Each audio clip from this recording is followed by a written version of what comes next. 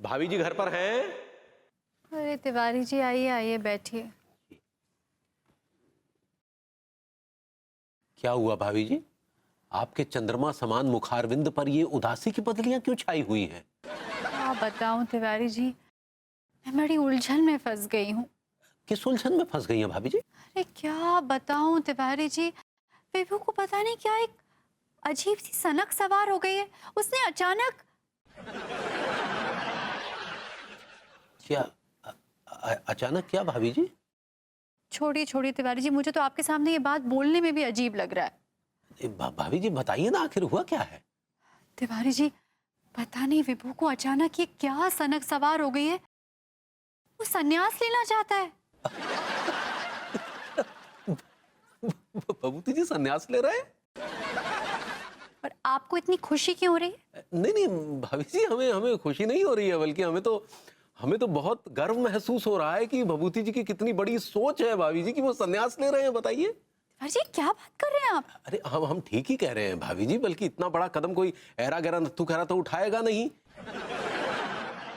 बल्कि इतना बड़ा कदम उठाने के लिए तो प्रभु की असीम कृपा चाहिए। अरे तिवारी जी, वो सब ठीक है, लेकिन आपने ये नहीं सोचा कि भरी जवानी में मेरा अकेले क्या होगा? अरे भाभी जी, आप अपनी चिंता क्यों कर रही हैं? आपके लिए हम हैं ना। नहीं मतलब हम और अंगूरी हैं आपको कंपनी देने के लिए। तिवारी जी, आप पड़ोसी हैं मेरे, पति नहीं। आप अगर चाहे तो पास से पड़ोसी को पास से पति समझ सकती हैं। तिवारी जी, फिर से आपके होठ ऐसे ऐसे ऐसे फड़फड़ा रहे हैं, जोर से बोलिए। भाभी जी, हमारे कहने का मतलब ये है कि देखिए, अब भभूति जी ने तो संन्यास ले लिया है, मतलब अब उनका आपसे कोई रिश्ता रहा नहीं, उन्होंने खुद ही अपने हाथों से आपका अदृश्य सिंदूर पोंछ दिया है, तो अब आप आजाद हैं। तो अब बस समझ लीजिए कि भभूति जी जैसे ही या उनसे बेहतर चेहरे आपके इर्द गिर्द हों तो आप अपनी नजरें इनायत कर सकती हैं। तो तिवारी जी, आप कैसी बातें कर रहे हैं? आपको विभू को समझाना चाहिए, आप उल्टा उसको प्रोत्साहित कर रहे हैं। नहीं नहीं भाभी जी, वो देखिए क्या है, भाभी जी इतिहास गवाह है कि कोई भी किसी के समझाने से नहीं समझा है, तो भभूति जी क्या समझेंगे? और लोग तो भाभी जी अपने बच्चे छोड़कर जंगलों में चले गए, और आपके तो बच्चे भी नहीं है, तो it can be very easy.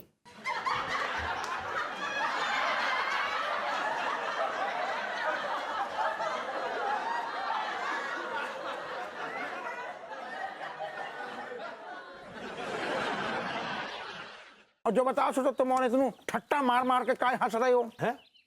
तुम्हें ना बताओ का ना पतो। दरोगा जी, अपने विभूति भैया है ना, वो बाबा बन गया है रे। भैया विभूति बाबा बन गए, मतलब अब गोरी मैम कोरी मैम हो गई है। अलख निरंजन मौनाथ भंजन, भेज मेरे मालिक, भेज मेरे सखी दाता, भेज 56 करोड़ की चौथाई, वो भी सूद के साथ। बाबा जी आ गए। बाबा जी प्रणाम। प्रणाम बाबा जी। मैं कहाँ डाल रहा मुंडी? हट बाबा जी प्रणाम। बाबा ठीक है, हाँ चल चल, बाबा जी। हाँ बस ठीक है चल, बैठ बैठ बैठ, चल बैठ, हट बैठ, हाँ चल। हमारे भाग धुल के बाबा जी के चरण छूटे। भैया विभूति, तुमने यार बाबा बन के हमारा कल्याण कर दो है। हप्पू सिंह जी, अभी कल्याण किया कहाँ है? जब आपके अंदर का विकार बाहर निकलेगा, वो विकार खत्म होगा, तभी आपका कल्याण होगा। अगर मन की गंदगी को खत्म करना है तो आपको अध्यात्म के साबुन के साथ दिन में कम से कम 3 से 4 बार अपने आप को रगड़ रगड़ के धोना है, यानी कि नहाना है।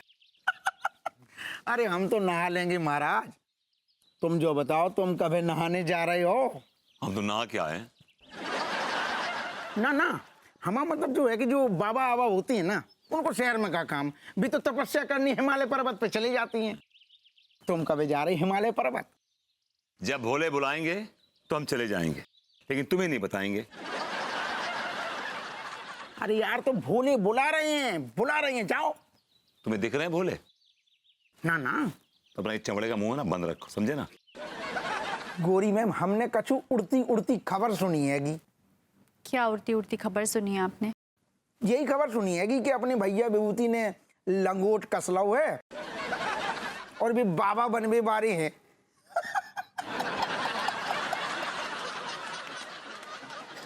आपको इतनी खुशी क्यों रही है? आप क्यों जश्न मना रहे हैं?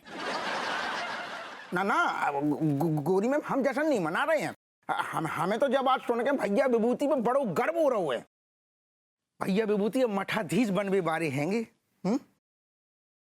तो गोरी मैम, जब भी भैया विभूति आपको भी त्याग देंगे तो बाकी बात आपको क्या प्रोग्राम है वो? हमारा मतलब जो आप अपने मतलब का पहले पुलिंदा बनाइए, उसे अपने सर पे रखिए और यहाँ से तशरीफ ले जाइए। हमसे जो गलती हो गई क्या गोरी मैम? अरे गलती हो गई क्या? आप खुद सोचिए, अगर आपके 9 ठहिये बच्चे और प्रेग्नेंट बीवी को आप छोड़ के चले जाएं और बाबा बन जाए तो उनके दिल पे क्या बीतेगी? किसके सहारे रहेंगे वो? अरे ना गोरी मैम, हमारा कोनो इरादा नहीं है ससुरो बाबा बनने को। आपका इरादा नहीं है, लेकिन आप विभू को बाबा बनाने पे तुले हुए हैं। भाई माँ क्या पका रहे हैं आपको? देखिए ना सक्सेना जी, हम ना गाना गा रहे हैं। हम तो मैं कमरा में बंद और जबिया खो जाए, और ये भरभूति बाबा कह रहे हैं कि ये गाना नहीं है, ये तो भजन है। पागल हो गए ये? कुछ भी बक रहे हैं ये। कैबरे को कीर्तन कह सकते हैं ये, समझी? सक्सेना जी, आप नहीं, ये आपके अंदर का जो विकार है ना, विकार, वो बोल रहा। मेरे अंदर नहीं है विकार भैया, विकार आपके अंदर है। अंदर से आप ढोंगी हैं, 1 नंबर के नाटकबाज हैं आप। सक्सेना जी, आप भरभूति जी को ऐसा काहे कह रहे हैं? वो तो आधे आत्मा बाबा है। भाभी जी, इस आध्यात्मिक बाबा ऐसा ही पकड़े हैं। भरभूति जी आध्यात्मिक बाबा है। घुइयों के आध्यात्मिक बाबा हैं ये। भैया अगर आप आध्यात्मिक बाबा हैं तो जरा मुझे आध्यात्म का मतलब बताएंगे?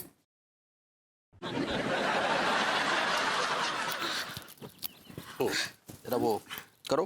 भाभी जी प्लीज जल्दी करिए, रस्म जल्दी से पूरी कीजिए, मुझे जंगल जाना है। अरे ये क्या रस्म है? अंगूरी जी, आप कौन सी रस्म पूरे करने वाली हैं? अरे अनीता जी, ये हमारे गांव का रस्म है।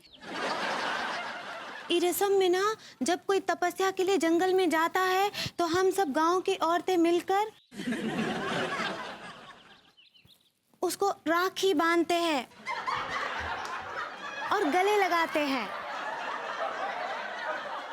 अब भरभूति जी लाइए, अपना हाथ आगे दीजिए। हम आपको भी राखी बांधकर, भाई बनाकर और गले लगाकर विदा कर देते हैं।